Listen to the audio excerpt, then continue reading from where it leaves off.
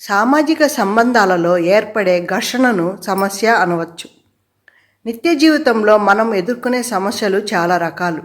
ఉద్యోగ సమస్య కావచ్చు, ఆరోగ్య సమస్య, ఒక అమ్మాయి అబ్బాయి మధ్య సమస్య, భార్యాభర్త సమస్య కావచ్చు, లేదా మన ఆఫీసులో మనకు వచ్చే సమస్యలు కావచ్చు, మన పిల్లల నుంచి వచ్చే సమస్యలు కావచ్చు. ఇలాంటివి చూసినప్పుడు మన మీద మనకే విరక్తి పుడుతుంది. జీవితం చాలా కష్టంగా ఉంది అనిపిస్తుంది.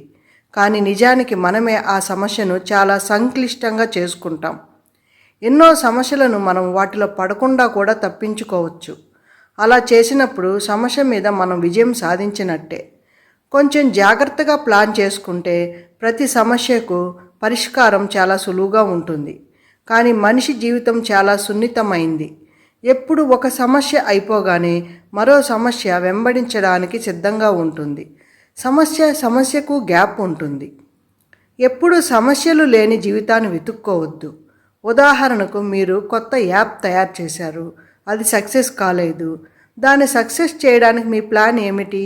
సమస్యకు మూల కారణం అన్వేషించాలి.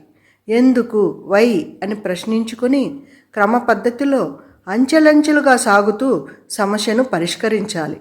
అసలు సమస్య వచ్చినప్పుడు సమస్య ఏమిటి, వాట్, సమస్య ఎక్కడ, వేర్, అందుకు కారణం ఎవరు, హూ, అది ఎప్పుడు మొదలయ్యింది, వెన్ అనే ప్రశ్నలు వేసుకోవాలి.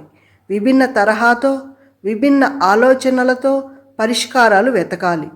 స్కాంపర్ పద్ధతిలో సమస్యకు పరిష్కారం వెతకచ్చు. స్కాంపర్ అనగా substitute, combine, adapt, modify, purpose, eliminate, reverse or rearrange.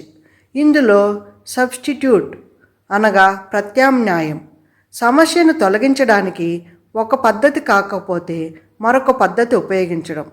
ఇంతకుముందు ఇటువంటి వస్తువులు లేదా సేవలు లభ్యమయ్యాయా? వస్తువు లేదా సేవ లభ్యం కానప్పుడు ప్రజలు ఏమి ఉపయోగించారు? ఈ సేవకు ప్రత్యామ్నాయం ఉందా అనేది కనుక్కోవడం ద్వారా సమస్యను పరిష్కరించవచ్చు. కంబైన్ అనగా సమస్యకు సంయుక్త పరిష్కారం ద్వారా, అంటే సేవను లేదా వస్తువును సక్సెస్ చేయడానికి మరొక సేవను లేదా వస్తువును దీంతో కలపడం. ఆ విధంగా సేవ యొక్క విలువను పెంచడం ద్వారా.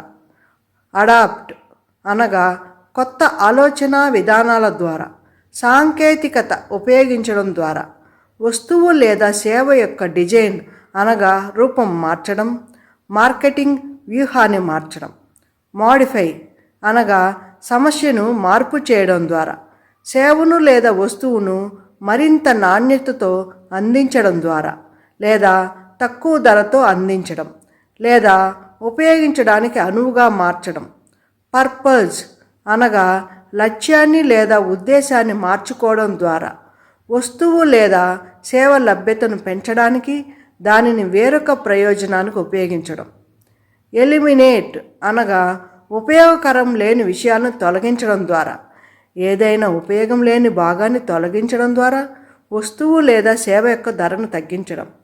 రివర్స్ అనగా సమస్యను తగ్గించడానికి ప్రతికూలంగా లేదా విరుద్ధంగా ఆలోచించడం ద్వారా, పునర్నిర్మాణం ద్వారా అలా మనకు ఎదురయ్యే సవాళ్ళను తొలగించుకుంటూ జీవితంలో ముందుకు సాగిపోవాలి.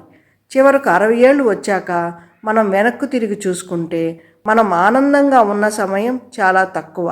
అందరికీ మంచి రోజులు వస్తాయి. నిజంగా రాకపోయినా కూడా మనకు జీవితంలో అనుభవం పెరగడం వలన మన జీవితాన్ని మనం మలుచుకునే తెలివి వచ్చి ఆ సమస్యలను భరించగల, పరిష్కరించుకోగల ఒక మానసిక పరిపక్వత మనలో వస్తుంది. చిన్నగా మన సమస్యలను మనమే పరిష్కరించుకుంటాం. కాబట్టి మీ సమస్య ఏదన్నా కూడా ఓపికగా ఉండండి, ధైర్యంగా ఉండండి. ఇప్పుడున్న పరిస్థితి ఇంకో 2 ఏళ్ల తర్వాత మీకు ఉండకపోవచ్చు. Please subscribe to my channel.